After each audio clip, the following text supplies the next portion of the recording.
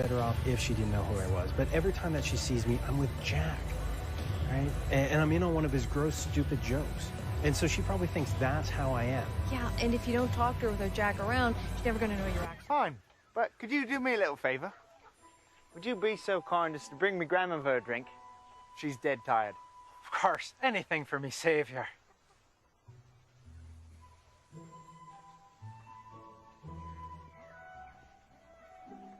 Here you are, Mom. I brought you a drink courtesy the Crossmine Inn. Take it. There, go. Take the drink. I'm pulling this bitch's hair, Ricky.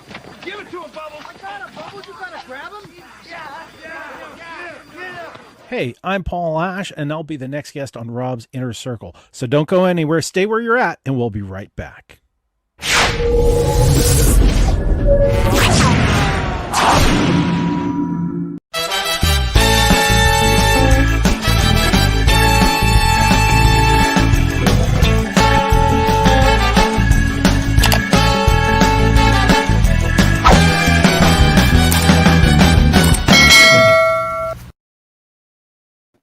Good evening, ladies and gentlemen, and welcome to Rob's Inner Circle, broadcasting live on my personal Facebook page, on the Bobby Short Shorts YouTube channel, and on the Rob's Inner Circle Twitch account. Thank you, everybody, for tuning in to what is going to be an absolutely delightful show with a delightful guest. The usual shout-out goes out to my good friend and producer of Rob's Inner Circle, Miss Jenny Duhame. And also another big shout out to another good friend of mine, the podcast techie here in Rob's Inner Circle, Patty Saragosa. Fantastic work, girls. Thank you so much for being there, for making the show as great as it is. Folks, you know, while we're broadcasting, why don't you go out and put out your comments and share your love for both of these women and let them know how well they are doing and making the show that much better. You want to do that during the broadcast? I'm counting on you, all right? Okay, so we want to also mention that the Daily Struggle Show is now up on the Rise Up TV station on the Roku streaming service, and you can watch all of our episodes that are up and running on the TV station. And you can download the app for free, the Roku app on your smartphones. If you can't do that, it's no problem. For a small sum of $30, you can go onto Amazon and get the Roku stick, and you can watch all of the shows. And while we're at it, why not? Why not give a shout out to our good friends at Rise Up, Mr. Mark Rosner, and also Pamela Tozer Harbottle. We love you guys. Thank you so much for making our lives so much fun and collaborating with us. It is so much fun, and it is our honor to be part of the Rise Up family. Just thought we would throw that in there. Also, a word of mention goes out to our good friend Aro Liang, who was our guest on Rob's Inner Circle podcast 11. She is now accepting enrollment at her school, Trezao de Shin. The classes are given virtually online, and it's open to anybody, Chinese and non-Chinese students. You could all enroll. And the details are at the bottom of the screen. Thanks to Patty who put that up. Thank you very much, Pat. I want to give a big shout out to my baby brother, Claudio, who turns 50, the big 50 today. Happy birthday, bro. Really proud of you. Really proud of all of your accomplishments. And from all of us at Daily Struggles and to Rob's Inner Circle, because you're a fan of both shows, happy birthday, bro. We also wanted to talk about, yes, our merch store is up and running right now. And this is thanks to our collective effort with our good friend, Vinny the Hat Gargano, also known as Vincent Gargano. We have our items from Rob's Inner Circle and Daily Struggles on the merch store that you can purchase at a very affordable price. And you have quality items there. So to get our merch, all you got to do is to go on to 514brandingco.com. That's 514brandingco.com. And before we stretch out and go into our weekly ritual, and then we're going to have our guest, we invite you to go onto the Bobby Short Shorts YouTube channel, click onto the playlists. You want to go comment, you want to give us some nice comments, you want to give us the thumb, share, subscribe, and most of all, hit that notification bell. You know why? It's because you'll be the first to know when there's a new production coming out. Well, guys, we're going to slip into that weekly ritual just before we get on with the show over here. So, guys, just stretch out. Take a deep breath. Let out the bad air. Let us carry the load. It's going to be a great show. You guys ready to rock? Because we are. Ladies and gentlemen, it's that time once again. It's showtime. Let's get it on. We're about to bring on our guest. Ladies and gentlemen, we have an absolutely talented gentleman. He's so well-versed. He's very knowledgeable. He's great in history. He's great in geography. He was a tourist a tourism guy, tourist guy for 15 years. He knows all about his stuff. He knows all about Nova Scotia. He is a walking encyclopedia. He's also an amazing actor and a very funny guy. Ladies and gentlemen, our homegrown Mr. Paul Ash. Buddy. Thank you, Rob. Thank you. Wow. All right. I'm embarrassed by that. That's embarrassed. You're saying too much. I know a little bit about a lot of different things. That just makes me a really good person to talk to in a bar. I think that was probably the goal. Okay, I'll tell you what. You're a little stressed out. And speaking of bars and drinks, you know what we're going to do? We're going to loosen up, okay? This is what we're going to do. We're going to loosen you up, buddy. There you go. There. So this is for you. What do you got in there, by the way? I have actually a Montreal gin in this. This is Montreal. Show us the bottle, will you?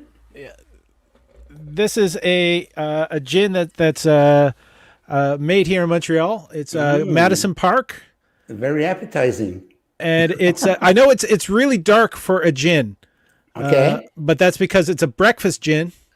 Oh my God! This is gonna. So you had that your eggs and bacon or what? Yeah. Well, it's got Earl Grey tea in it, so I can get really? drunk and alert with the caffeine at the same time. Oh wow! So you can have a lot of that and not be too drunk. No, you still be drunk. You're just way more alert. Here's to you, buddy. To success and to everything you undertake. Just a whole lot of success. Cheers and success to you too, Rob. Ooh. All right, let's get it on, Paul. Oh yeah. So you're not from here, actually. You were born in Nova Scotia somewhere. So tell us a little bit about the place you were born. I was born in the Grace Maternity Hospital, so it has the nickname. Anyone who's been born there is a Grace baby, and that's right in Halifax. So I'm a Grace baby from Halifax proper. I think my parents were living at Chester, Nova Scotia at that time, which isn't that far away from a place that you seem to be fascinated with, Peggy's Cove. But I grew up on the other side of Halifax for the most part, a little place called Porter's Lake. Okay, Porter's Lake. Okay, and Peggy's Cove. Yes, speaking of which, Peggy's Cove, I am fascinated. It's unfortunate that I got to know about Peggy's Cove the way I did. There was a huge tragedy back, I believe, in 1998 or 99. The Swiss Airjet, the MD-11 111, went down in Peggy's Cove. Yeah, that was a huge tragedy. There's a lot of air tragedies that associated with like Nova Scotia or with the area. I mean, when 9/11 happened, there were so many people ended up staying with people in the Maritimes. I just got a siren going by. We had to mention like a plane tragedy. I don't know if the mic picked it up or not. Yeah, we did. That was to commemorate, by the way. That was to commemorate. Yes. But I mean, ships had been sinking around Peggy's Cove for a long time. That's why they built the lighthouse, is to warn ships away from the rocks and the waves that are there. And to this day, we still lose tourists because people walk out as far on the rocks as they can, not thinking that they'll be hit by a wave and swept out to sea. Okay, so that's dangerous there. Oh, yes. Yeah, there's plenty of signs, but it's just like the same signs that are telling people to wear a mask and wash their hands. A lot of people say, oh, that doesn't apply to me. And I visited the Grand Canyon a few years back, and they have a whole bunch of signs everywhere. And I'm telling you, the cliff is like right here, and there's 5,000 feet below. all it takes is a gust of wind and you're over, right? That's all it takes. Yep. Yeah. Wow. So So, you shouldn't be carrying a kite.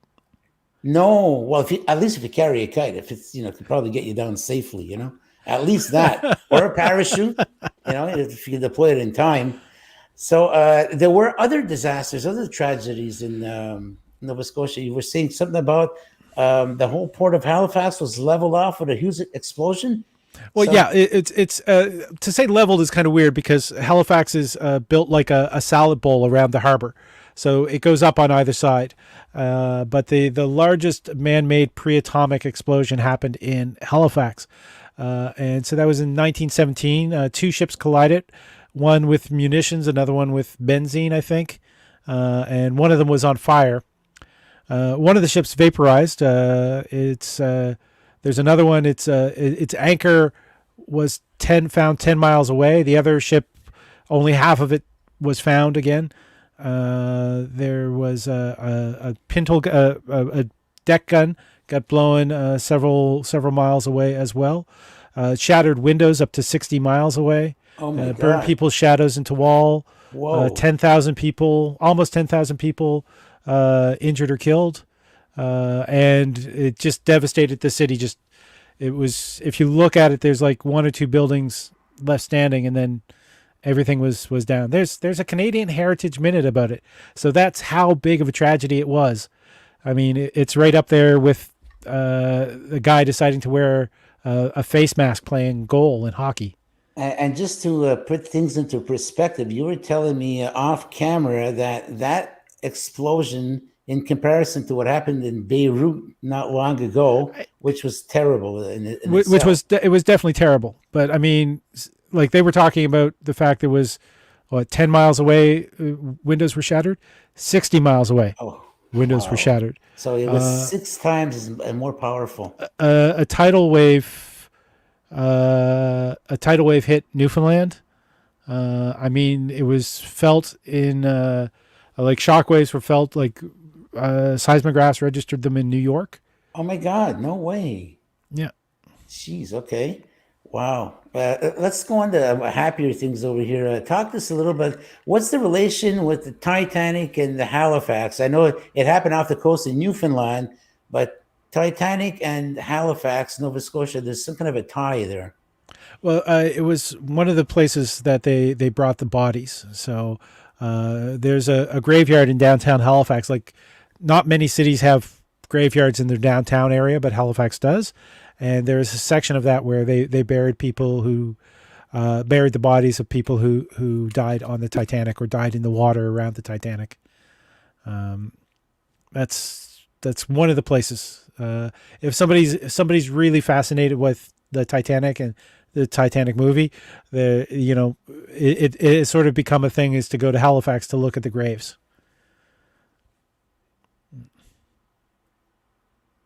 You're muted currently, Robert, so I'm not able to hear you. So, how's that? Are we back? You're back, yeah. Thank God. Okay. And thank you, Jenny, for posting the link to the Wikipedia about the Halifax explosion. There you go. Great job. Okay. I if you don't mind me mentioning, Mike has mentioned Boston came to the rescue of Halifax, and ever since then, Halifax has been sending a Christmas tree to the city of Boston every year. So the giant Christmas tree that's in Boston outside of City Hall every year comes from Nova Scotia. So I'll always give people from Boston a pass, no matter how shitty their hockey team acts. Oh, you know what? We're one on that one. Hey, talk to us about Pier 21 in Halifax. There's something really special about Pier 21. Well, Pier 21 in Halifax, it's currently a museum. It's kind of like Canada's Ellis Island. So a lot of the immigrants who came to Canada post World War II, that is where they were all processed. That also includes like people who were immigrating from Newfoundland just as soon as Newfoundland became part of Canada, before they could be processed in Newfoundland. Oh boy, that is an old Hotmail. So don't use that Hotmail, please. But yeah. Okay, sorry, that's my fault. And that website is currently not in use. Boy, you did really good research. You found you went in history to find a bunch of things. Well, since you're a historian, Paul, I thought I'd go back in history. Sorry about that. Exactly. But so the Pier 21, a lot of immigrants coming to Canada were processed there. It's currently a museum filled with a lot of photos. There is a mural in the Little Italy of Ottawa, which pays homage to Pier 21 in Halifax. Well, actually, in Halifax itself, I don't know if I remember well, but some family members went back and my parents saw their names on the wall. The immigrants that came from Europe post World War II. So there's a lot of immigrants from Poland, from Italy, Russia, Germany, from all over. So there's a wall dedicated to all the immigrants that came into Canada from there. That sounds like the museum in Pier 21. So okay. So you're a kid. You're growing up in. I haven't been called a kid in a long time. Porter Lake. Yeah. Porter's Lake. Okay, Porter's Lake, right? With an S, it's Porter's. Yes. Yeah. Okay, we're gonna have to scold whoever is doing the research over here. Anyway, and it's not Jenny's or Patty's fault, so that leaves me, I guess. Anyways, okay. So tell me, Paul, you're growing up as a child. You're in Nova Scotia. What are your aspirations at the time? As a kid, I wanted to be an astronaut. Okay. I mean, seriously, like you get to go into space. I think there was a little bit. I thought I wanted to be a lawyer, because that you get to argue with people and get paid to argue. That sounded great to me as a kid. I don't know. I sort of wandered for a long time. I actually went to school to do accounting because like math was easy, as long as it's 1 + 1.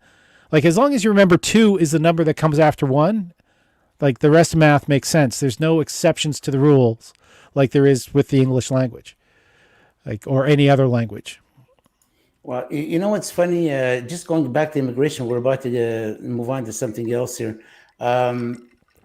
There are people especially my parents' brothers and sisters, the same family, same bloodline, and 4 different ways of spelling the last name. Believe it or not, it's because what happens is that people coming in from Europe back then, they couldn't afford going to school. They were illiterate. How do you spell your name? I don't know. So whatever it sounded like, to the officer at the immigration desk, that's the way the name was going to be spelled. Yes. Yeah, no, it's I'm sorry, I'm laughing at Mike Gamache. There's definitely it's also the people who are at the desk, they're not going to spend a lot of time because they're trying to process as many people as possible to get them into Canada. It's like immigration at the time was sort of like the DMV. The lines just went on forever. So get them in, get them processed. Hopefully get them a train ticket to go get to the part of Canada that they want to settle in. A lot of people came to Montreal. A lot of people went further to Winnipeg, to the prairies. Post World War II was a huge influx of immigrants into Canada, which is a good thing. I think immigrants have and continue to make Canada a better place. Okay, and how has the fact that you were working in the tourism industry, how has that helped shape your life both professionally and personally? It means that I don't do 9 to 5s well, because most of the time when you work in tourism, you're working when people have time to play. So you're working evenings, you're working weekends, you're working the holidays. I most of that was spent working in hotels, but I also, when I lived in Toronto, I worked at the CN Tower, and it also means that you have to be capable and articulate enough to speak with people, from all around the world, and you have to be excited about the place that you're in, so you can help them enjoy their vacations more. Okay, so you were in the tourism industry, and then at some point you must have done some other job before you ended up being a comedian? It's on and off. I've done some basic office work stuff, manufacturing companies. I worked, I'm an Anglophone living in Montreal, so of course I've worked in a phone center, but I only ever worked in surveys.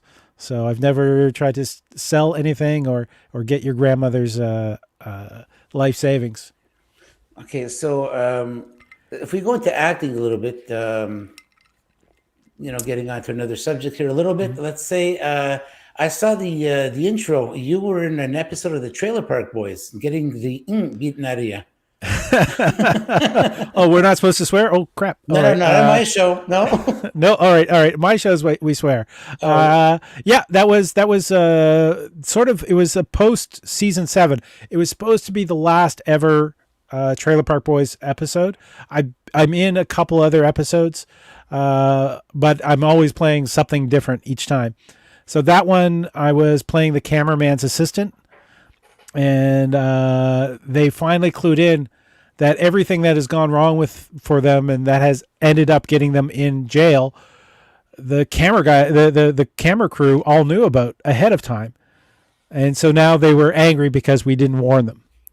And so they attack the camera guy, they break the camera. That's why it's got the shattered glass effect. And when we step up to protect the camera, that's when I get in the tussle and is it Ray or Bubble? I think it's Ray has my hair and Bubbles is shouting. Yeah, like that's what's happening at that point. How much fun did you have on that set? It's a fun set. It was a very relaxed set. The main cast had the freedom to improvise a lot. So, but there was also not a lot of multiple takes of each scene. Like they were very professional in the turnover, and they realized like continuity wasn't as huge a factor with that show as it is with other things.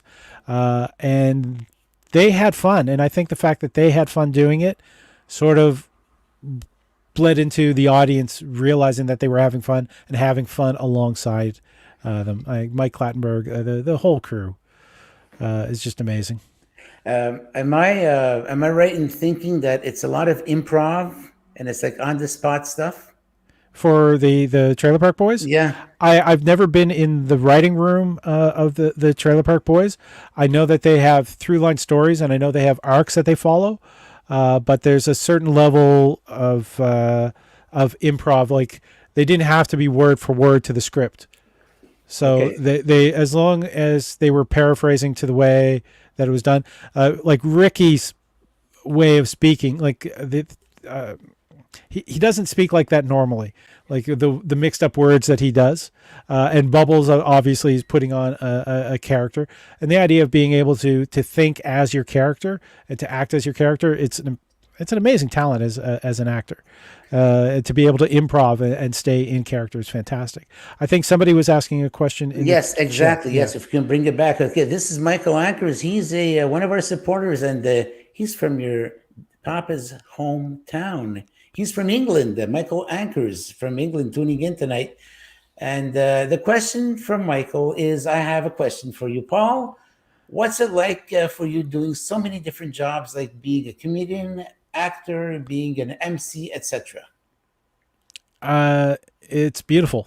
I have fun, and I'm of an age that having fun doing what I do and what I do for a living makes such a difference. I wish I had discovered that sooner and had more confidence in what I was doing sooner to think that I could actually support myself solely by doing it. And I'm lucky enough to be able to do that now, but it's also because I have little expenses, very little expenses, but it's so joyful to be creative every day, to kind of, I'm not pushing myself too hard to be creative. I get to enjoy the creative process, and yeah, it's a joy. Okay, so you've been in a few sets. So we talked about the Trailer Park Boys, and which other sets have you been on that have been memorable for you? I'm glad you didn't ask for the ones that weren't memorable, because then I wouldn't remember them. There's so many. You know what? Conversion was a passion project. That was like the first clip that we saw. It was a beautiful script written by a friend of mine, and we put it together. You can watch it for free on YouTube. Do so, please leave comments. If somebody wants to fund a remake of that film, like pay Kate McDonald, the author and my co-star in that film, for the script, just please, because it is an amazing script. I had some extra work a couple years ago, and the film just came out now, and the third act is completely different from what it was. So I spent 2.5 months on set for a film that I think only the first act actually made it to this screen that we filmed. They did a bunch of reshoots in Georgia, and that is Chaos Walking, which is out in theaters now. But apparently, there's a couple scenes with me. It's Blink and I miss him kind of thing. Memorable. My very first speaking role in a French film was such a delight. Micheline Lanctot is an incredible director. She made me feel so much at ease. I got to play a German sex tourist, so how much at ease I could be. There's been a lot of weird sets that I've really enjoyed. Trying to think of all the. I remember as a kid doing stuff for street sets. I'm saying kid. I'm in my mid-20s. There's a lot of people who don't consider mid-20s kids, but doing stuff on street sense, doing commercials. I had to learn how to use a whip for a commercial years ago. Okay. And then there's people who recognize me from a number of other commercials, like there's 2 different Bell commercials I'm in, and people just will shout the lines at me. So you've been on some movie sets that you've worked your butt off to learn the lines, and then you show up on set, and then all of a sudden, hey, you know what? They give you a whole brand new script for your day. Has that happened to you? Yeah, I think we had shot like a couple takes, and then they had me change places with one of the other actors. Because my jacket was too noisy, and they didn't have one that was less noisy. So they switched us out, and so we had to learn each other's lines over lunch. And that was fun. But yeah, it's great. It's part of the job is being adaptable. I mean, learning to be the character. I'm being paid for make believe. Right. And when you were a little kid, you had fun doing, make believe. You were playing cowboys and robbers or whatever it was that you were playing. You would be make believe, shooting at each other, running around, being in character. I'm just doing the adult version of that. Well, and the thing is, as a kid, you weren't being paid, but who cares, right? Because you got all the practice in the world, because you were once the bad guy, then you were the good guy, and back and forth. So, unknowingly, and as funny as it sounds, you actually got a lot of practice when you were a kid. Exactly. It's remembering that practice and living that practice, like becoming the other person. Right. Yeah. We have a question here from Lenny Iazzo, and he says, how was it meeting Sebastian Bach from Skid Row? He's amazingly cool, laid back. You'd expect that he'd be a bit more intense the way he sings, but he is such a sweet and charming guy, and we ended up taking a photo, which I think Lenny is referencing, which is on my Facebook. So Lenny. Sebastian Bach is a great guy. I think he's from Laval, though, isn't he?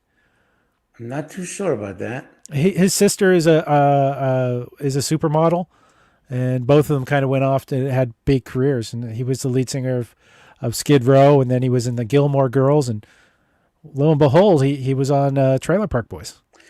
Okay, so folks, just in case you ask Paul, because a lot of times there's comedians, actors who are singers, musicians.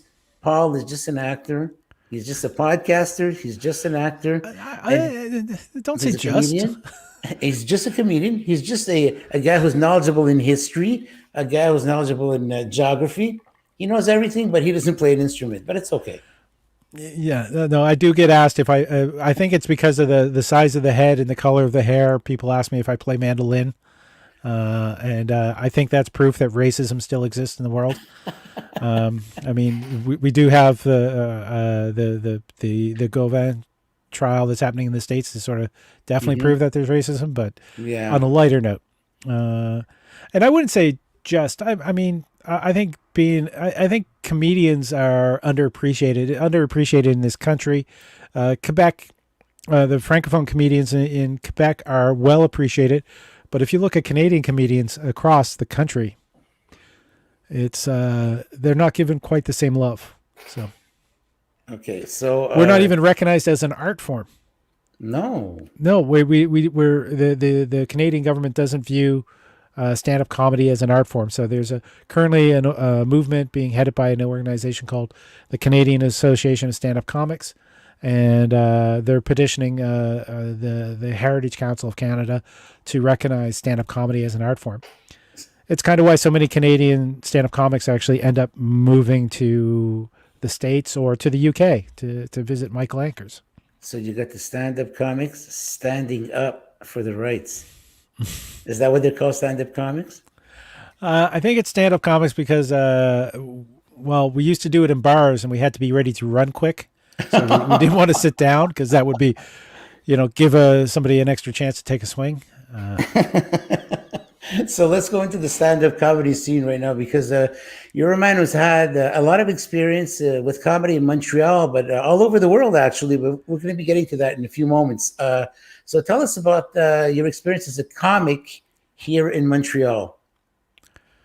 I love Montreal. Montreal, all right, I'm born in Porter's Lake, but I call Montreal home because, it's where I keep all my stuff. But the idea, Montreal has sort of shaped me a lot. I went from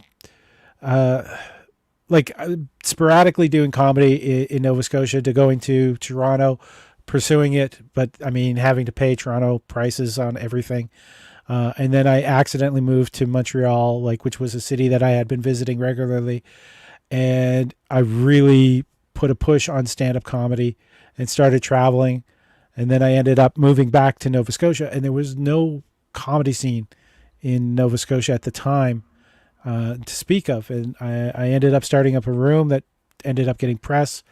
I think the I Weekly, which was sort of like the Hour or Cult Montreal, but in Toronto, they actually referenced the shows in Halifax, saying comedy in Halifax now is akin to music in Seattle circa 1993. Oh, which is like the highest compliment I could think. And I mean, I was very lucky that I was just in the right place. I met a guy by the name of Joe Maurizio. We started a show. Joe had to move away, and it just became about fostering talent and showing people that they could enjoy themselves on stage and making it easy for the audience to come in and be part of that. I don't know if you remember Picnic Face, but that grew out of that. There's some amazing comedians have grown out of that. Nathan McIntosh did his first stand-up comedy there, and he's somebody who's done Conan. He's done, I think he's done The Tonight Show as well. He's a young guy. You can find him online. He's amazingly funny, a huge work ethic. And he pulled that out. He started comedy in Halifax. The Halifax comedy scene. You put up that email, that Comedy Dog email. That's from that time. So that's like 15 years ago that email was more active. But that's because we were called the Comedy Dogs. And it's amazing comedians came out of that. Am I right in presuming that you have some kind of a tie with Mike Gamache? Mike and I, Mike took, I used to, out of Halifax, I sort of put together a little bit of do's and don'ts, trying to be very positive with people, trying to encourage them to find their funny and edit it for the stage. And when I came to Montreal, I sort of did that course as well. Mike took the course, but now Mike is, we do a show every Tuesday morning. Comedian morning at 2 p.m. We do it with Claudio Capri, who's an amazing guy as well. And the three of us, it's sort of like our mental health check-in show. So we get together, we talk, we make sure that everybody's doing okay, and we invite the audience to come in and be part of that as well, to ask their questions. And we vary. Like, I love bad movies. We talk about television. We talk about games. We talk about the latest stuff in the news. It's just it's a check-in show. It's very free form, and it's good to see a couple of my buddies and chat, which is so hard during this pandemic. Exactly. So we're going to you're also doing some podcasts. We're going to be getting to that shortly. Yeah. But back home in Nova Scotia, you ended up getting a tie with the Just for Laughs Comedy Festival here in Montreal. How did that happen? That was, I can't quite remember the year. I think it was about 1996. It was the first year they had the Halifax Comedy Festival. And it was the people who were running it had, asked for volunteers, and because I loved comedy, I wanted to be part of it, and so I went in and I volunteered. But a lot of the people that were hired had theater backgrounds. They were more involved in like theater, and they didn't. I guess I showed a work ethic that they really sort of appreciated, and so I ended up being the first person they called to do things. So even when some of the paid staff were sitting on their hands, I was doing the work. And so what ended up happening was the week of the festival actually happened. Bruce Hills, who's currently the COO of Festival Just for Laughs, and Brent Chies, who was one of the producers at Just for Laughs at the time, and he's now, I think he might be head of television or television sales. They came to Montreal. They came to Halifax, and they kind of perked up and noticed that, hey, hold it. This guy's doing everything. This guy is got all that, and so they offered me a job for a month in the summer, and I couldn't that summer, and I was kicking myself because I used all my vacation time to do the Halifax Comedy Festival, and I felt bad that I couldn't go up there. I kind of felt like I had missed my shot, kind of thing, and then the next February I got a package in the mail from Brent with a bunch of Just for Laughs T-shirts and a letter saying, hey, look, we were really impressed with you last year. We still want to have you come work with us this year. And he sent me a contract that had bumped up the money from what they were offering last year, the year prior. And so I made the time. I took the vacation for that to go. The Halifax Comedy Festival asked me to volunteer again, and I couldn't really take too much vacation, so I ended up not being back at the Halifax Fest.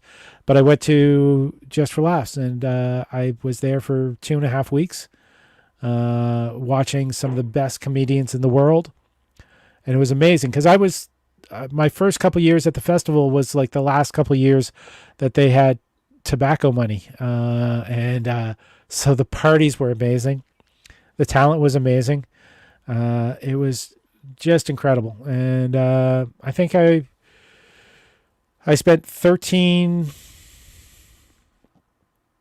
to 16 years working for the festival. With just a couple gap years in between on that. So okay, you also have a connection with Claudio Capri, who runs the Offbeat Comedy with Kyle Moran here in Montreal at the Lord William Pub. Have you performed there already? Oh, I performed there a couple times. I haven't since lockdown, obviously.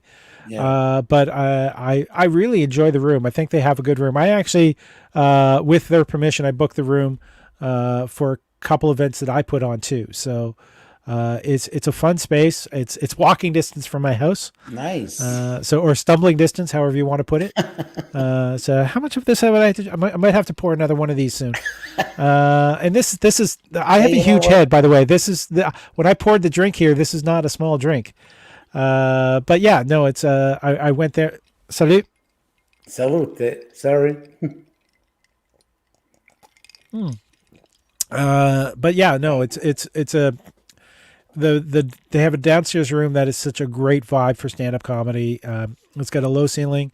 Lighting could probably be a little bit better, but and the acoustics could, the sound system could be a little bit better. But for an open mic show, Kyle and Claudio run a really good show. I was very impressed. So, as you were aspiring in the comedy scene, and even today, I'm sure you've had some idols. So, are the people who shaped? Sorry, Salate. There we go. That's Gaelic for cheers. How do you say that again? Salate? No, I'm too tipsy to remember right now. Oh man! See, on Wednesday I'd be able to remember. There we are. I'm just going to take a drink. There you go. Santé. So, Madison, this is Madison Park. Great for breakfast, lunch, and supper. Who needs a diet one? I actually could probably, I should probably increase my gin content and lose some of the food and sugar. So we were saying, who were your influences as you were going into the comedy scene here? It's so many, because I always loved comedy. Like, I mean, A&E's Evening at the Improv, used to watch that. The A&E's Comedy on the Road, which was John Biner, used to have a show. I loved that. But being a Canadian boy, probably people like Glenn Foster and Derek Edwards were like my earliest influences. But then I encountered people like Bill Hicks, like Ben Elton from the UK. Ben Elton has probably the best comedy album I have ever heard, and I will stick to that. And then being at Just for Laughs, just being able to see so many different styles and so many different processes of getting to the stage. This is bad. My memory is not good, Rob. That this is a bad thing that's been happening to me over the COVID lockdown. But it's okay, Mike. We can move on to another subject. It's okay. Yeah. I mean, like Mitch Hedberg is amazing, right? If we go on now, I mean, I'm taking a look at young comics. There's Mike. Who did I make you watch recently? You were talking about him just before we went on camera. I remember him. It was Ray Romano. You were telling me he was so polite. Yeah, Ray Romano wasn't actually polite. He was kind of wondering who this kid was, and then the kid blew him away. And he has a special on Netflix called Make Happy, which is it's a couple years old now, but it's brilliant. Bo Burnham is his name. Burnham. I mean, and then there's comedians like David Pride, like Nathan McIntosh I mentioned earlier. David Pride is probably one of the most clever writers, and he's a Montreal-based comedian, and he does a lot of writing for other people. Thank you, Mike, saying Bo Burnham. There's so many great comedians out there. This is a brilliant time for comedy. When comedians are saying, "Oh, it's cancel culture" and all that stuff, those aren't comedians, because comedians are able to find the funny without finding the offense. Like if they say they are for free speech, but they don't want to hear you complain, then they're not for free speech. Exactly. So just before we move on to the podcasting here, just to close off with comedy, you were talking about John Biner, and we all know that John Biner got his start on Sonny and Cher. Remember that show, Sonny and Cher? I remember Sonny and Cher. I didn't realize that he had a connection. I remember like the John Biner comedy show. Well, you certainly must remember. I'm going to bring back the memories now. Bizarre. Remember Bizarre? Yeah, Bizarre. That's it. That's the one. Yes, the Bizarre with that's Super Dave Osborne. Super Dave Osborne. That's Bob Einstein. He was a producer of Bizarre. Yes. And he went on to have his own show. Yes. But what was that? The Asian fellow there who was I not can't Mr. remember. Fuji, no? There was a Mr. Fuji. Mr. Fuji was his trainer, wasn't it? or we're probably confusing with wrestling here. Who knows? Anyways, for anyone who remembers the show, they know who we're talking about. Yeah. So, Paul, my God, this hour is going by so fast. Okay, let's talk podcasting. You got 3 podcasts going on. I have 3 main podcasts going on. I have the 3 main shows, and then I do little things here and there. Like Lenny Yotzo and I do these things called 2 Guys, 8 Eyes, because we both wear glasses. We've got the check-in show that I do with Claudio and Mike and whoever else happens to be around. We've got, but then I've got like the 3 main shows that sort of one grew up out of my love of stand-up. I do They Talk Funny, which is a talk show where I interview comedians about their writing process, and we get to talk about them. And I've been repurposing some of those videos to put up on my Instagram for Vita. Are you participating in Vita, Rob? I'm sorry? Vita is Video Every Day April. So I make sure that every day in April I'm putting up a video. So I'm repurposing some of my old videos from They Talk Funny, and I'm putting them up on my Instagram, which is the @PaulAshComedy on Instagram. And people can see little excerpts from all these different episodes. I've got 51 episodes in the can for They Talk Funny. And I'm talking to comedians about their process, which is, it might be a little dry for some, but it's incredibly interesting if you want to know how comedians are thinking and how they're putting stuff together. Then I also do a game show, which is grown out of a live show I do, which is called BattleCOM. And that's the geek war of comedy game shows. So I take 4 comedians. I've been doing a live show for, we'll say 10 years. I think it might be a little bit longer. These comedians are going to be battling head to head, skewering pop culture on something geeky, like what's the best defense in a zombie apocalypse. And so I set up the rules, I set up the battles, but you as the audience, you're deciding who wins. And they're not winning based on who's right. They're winning based on who's most entertaining, because we learned from Fox News, it's not about being right. It's about being entertaining. And so you vote for the most entertaining one, and then they move ahead, and then they face the winner from the other pair of comedians. And that's how we determine who's the winner for that round. And we do, in one episode, we do 3 different rounds with 4 comedians, which if you want to compare it to CBC's Debaters, because it is a debate type show, CBC's Debaters, in a half hour, you have 2 comedians go over one subject. In an hour and a half of BattleCOM, you got 4 comedians going over 3 subjects. So it's a lot faster paced. It's really kind of geeky and fun, and you get to see the audience votes come up on screen, which is a neat thing to do. Well, Paul, we actually have an excerpt of BattleCOM that I'm going to be showing right now. Sure. All right, get your votes in. Don's at V-Bucks. Darren's Name a Star. Sean Griffin is saying it was the Crab Nebula, I think, with a pulsar overlaid. And then just said numbers are hard. As we're trying to calculate the votes, numbers are hard. That it was, according to Google, it was a supernova. Just so I wanted to show a star blowing up as the romantic gift. Extremely romantic, I guess. The votes are coming in. I mean, wouldn't like a star or a planet exploding be more like the kind of gift that an evil father would give to his princess daughter? Ooh. Just thinking out loud in terms of, outer space terms. And Jason and Katie, JK, is why do I feel like Darren is talking from experience? And there's an extra vote for Darren in there. David Harris is saying that wasn't an extra vote. That was just good advice. David Harris are saying crabs are not a romantic gift. Looks like I think most people have taken that advice. We're going to call that one on a count of 3, 2, 1, beep. Point to Darren. Darren has won that round. That means Dawn is going first. And the Crab Nebula is a supernova remnant. So we're both right. Woo!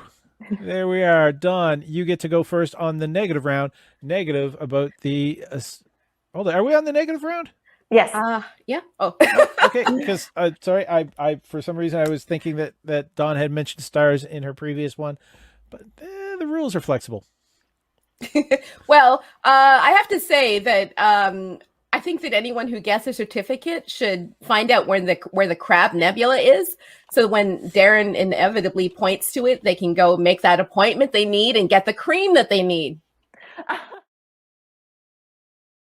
Wow, that's amazing, Paul. Hey, I like that sound. Familiar. Sorry. So you caught me unawares trying to pour more drink. That is, Yeah, that is the show. Big shout out. My co-host on that is Erica Tadeo. She's amazing.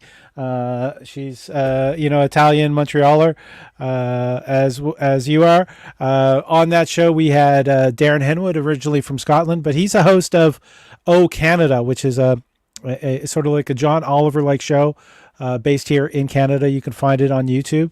So it's O Canada, Darren Henwood.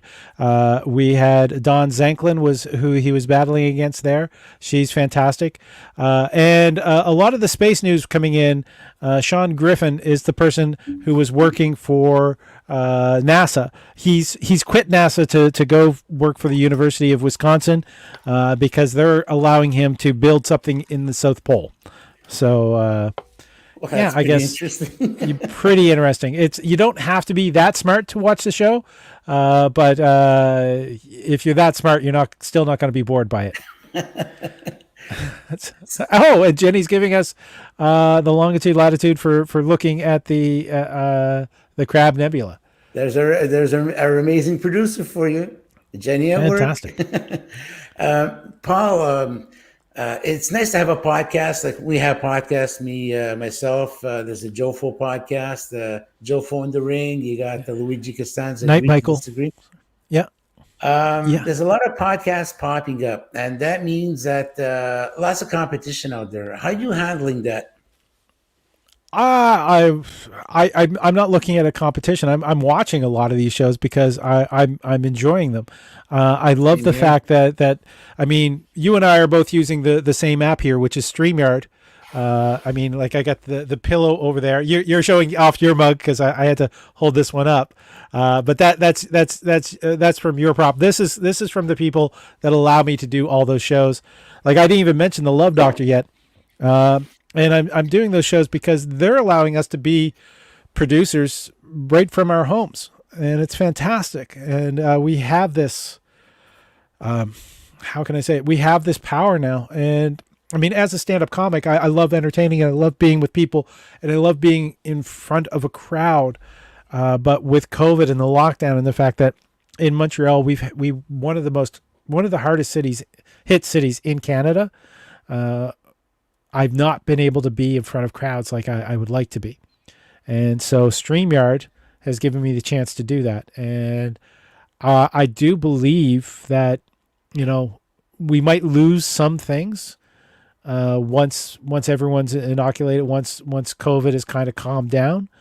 But I think we're not going to lose the ability to do this. I think people are going to be broadcasting from their own homes a lot more in the future. And I'm really looking forward to that. So I'm going to take a drink from my StreamYard mug. Cheers to StreamYard, and thanks to StreamYard for making it possible for us to have this platform. And you know what's happening? There's a phenomenon out there happening. Is what's going to happen eventually is that have these shows they watch on TV. It costs a fortune to produce, and it costs like next to nothing to do what we're doing from home. And there's a lot of podcasts out there, and I'm like yourself. I watch a lot of podcasts, and I watched yours too. In the morning, you had Claudio on, you had Natasha G. Filion. I believe Paul Gamache was on. Yeah. What's that podcast? They talk a lot. Is that it? That was the check-in show. The check-in show. The check-in show. It sort of grew out of They Talk Funny, but They Talk Funny is again much more niche towards comedy writing.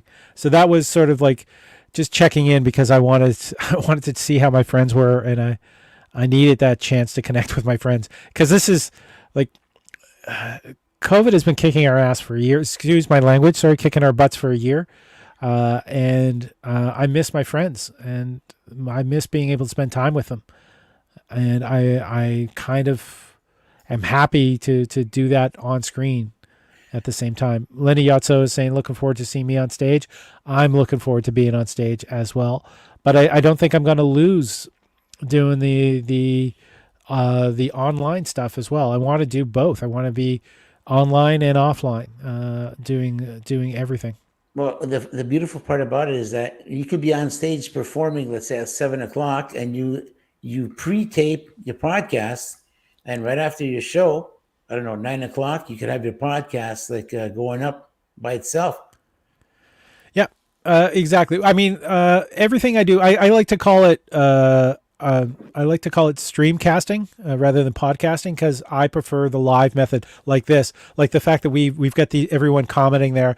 Thank you very much. I love that too. And so all of my shows are live. There's two reasons for that. One is I love all those comments coming in. Two, I am utter crap when it comes to editing things together. So if I do it live and it's there, I don't have to worry about it. That's one of the reasons I'm doing the video day every day in April, is that way I'm editing little segments so I can put elsewhere. So that's learning a tool, like, it's kind of helpful to do during this time. I got one more show that we didn't mention. Go ahead. Go ahead. Yeah, sure. Go ahead. Okay. For past 7 years, one of the top rated comedy shows in Montreal, according to Cult Montreal, has been the Voix de Ville variety show at the Wiggle Room. And that is a show that I produce. And it is not just a stand-up show. It is actually, it's a vaudeville show because we have stand-up, we have music, we have burlesque, we have the circus arts. And I really missed that. That was sort of like a steady thing for me. A part of my week, every week was part to do. And because of that, I discovered this guy. I don't know, this lunatic. You might want to describe him for me, Robert, but is this crazy Irish guy that gives advice about love, sex, and relationships. And I got him to be part of the show, and he became sort of popular. So now I do a show with him every Wednesday. And usually because he keeps on cursing at me and tells me to get out of the room. I'm off screen, but he's on screen.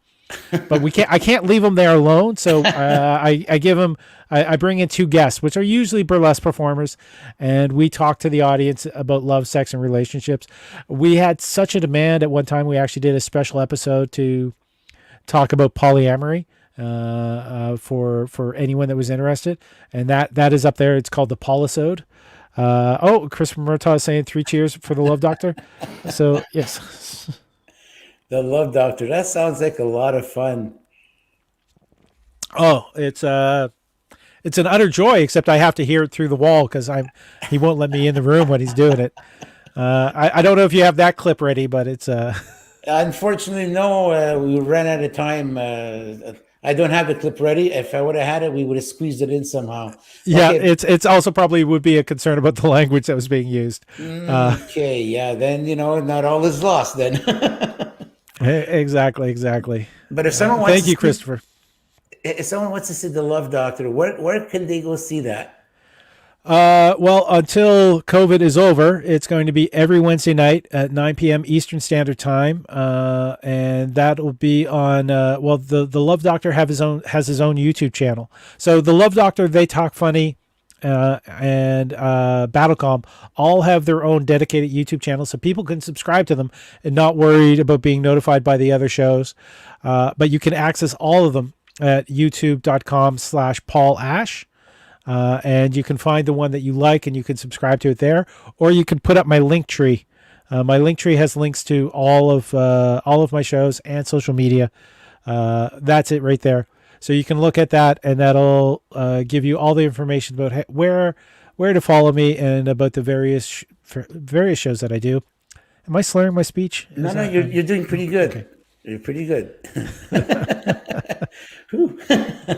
Hey, Paul, tell us, we're about to sign off over here. My God. Okay. This hour has 22 minutes. That's exactly what it felt like this evening. Mark Critch is a wonderful guy. I like to consider him a friend. He's amazing. And he's done wonderful things. He started out doing sketch comedy in Newfoundland, and he definitely has some great acting chops as well. But yeah, this hour is 22 minutes. I've interviewed, I think, probably about 3 or 4 of the current writers for this hour, and many of the past writers for this hour's 22 minutes during the They Talk Funny shows. So excellent. So Paul, in our closing comments, my God, any advice for anybody who's starting off in acting, starting off as a comedian, starting off as a writer, as a tourist guide? What's your advice? With all of those things, be kind, wash your hands, wear your mask, and yeah, enjoy yourself. If you find yourself not enjoying yourself while you're doing any of these things, ask yourself why and fix that. And if you can't fix that, then they're not for you, and that's okay. Paul, I thank you so much for being part of our show tonight. And thank you to all of the audience for participating. It was such an amazing show. Beautiful questions asked, great participation. We are so grateful to you. Paul, you're a class act. I can't wait for comedy to pick up again. I will definitely go see you perform live. And I will not sit in the front row so you can pick on me. I'm not that kind of comic. I want to point out, I know that's a major fear of a lot of people about being picked on by the comedians. If you ever are talking to a comedian and they ask you a question, just tell them the truth. Okay. That saves so much time and so much embarrassment. And on top of that, that's all they want. All they want is the truth. They don't need you to be funny. Okay. All right, just say the truth. And a lot of comedy clubs, like pro clubs, if somebody's picking on the audience, like they don't get invited back because the audience doesn't come back. Okay. And the club wants the audience to come back. So cheers. Be kind. Cheers to you, Paul. Thank you so much. Stay for the meet and greet we're going to have with the producer and the podcast techie in a few seconds, all right? Yep. I'm going to sign off and bid farewell to the audience. Thanks once again, Paul. Thank you. There you have it, folks. That was our guest tonight. Comedian, actor, tourist guide, geographer, historian, you name it, he does it all. That was Paul Ash from Montreal, originally from Nova Scotia. And he was our guest tonight. Thank you so much for tuning in. Next week, we're going to have the wonderful Ali Hassan. You don't want to miss that show either. Brilliant. Same time, same place, same reason. Good night, everybody. Thank you for tuning in.